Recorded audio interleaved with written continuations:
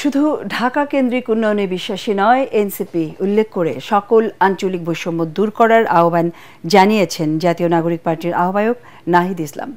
দেশ গড়তে জুলাই পদযাত্রার চতুর্থ দিনে সকালে ঠাকুরগাঁওয়ের পথসভায় তিনি বলেন, এই বাংলাদেশ আর হাসিনার বাংলাদেশ এক নয়, বিদেশি রাষ্ট্রের তাবেদার সরকার নয়, এখন থেকে শুধু বাংলাদেশপন্থীরাই এই দেশের নেতৃত্ব দেবে বলেও জানান এনসিপি আহ্বায়ক। বলেন, ঠাকুরগাঁওয়ের কৃষক সমাজ এখনও অবহেলিত, আগামী দিনে ঠাকুরগাঁওয়ের উন্নয়নে একসাথে নিজেদের সামিল রাখার ঘোষণা দেন তিনি।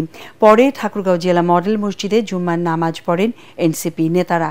এরপর দিনাজপুরে পদযাত্রা ও সংক্ষিপ্ত সমাবেশ করে চতুর্থ দিনের কার্যক্রম শেষ করা হবে।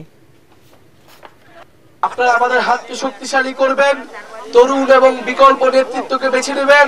অবশ্যই জুলাই আগস্টের মধ্যেই জুলাই ঘোষণাপত্র দিতে হবে এবং এর সাংবিধানিক ভিত্তি থাকবে এই জুলাই ঘোষণাপত্রের, যেই কারণে আমাদের দেশের হাজারো মানুষ রক্ত দিয়েছে, জীবন দিয়েছে। ভারতীয় সীমান্তরক্ষী বাহিনী বাংলাদেশের নাগরিকদের নির্বিচারে গুলি করে হত্যা করে অবৈধ অভিবাসী বলে বাংলাদেশে পুষিন করার চেষ্টা করা হয়।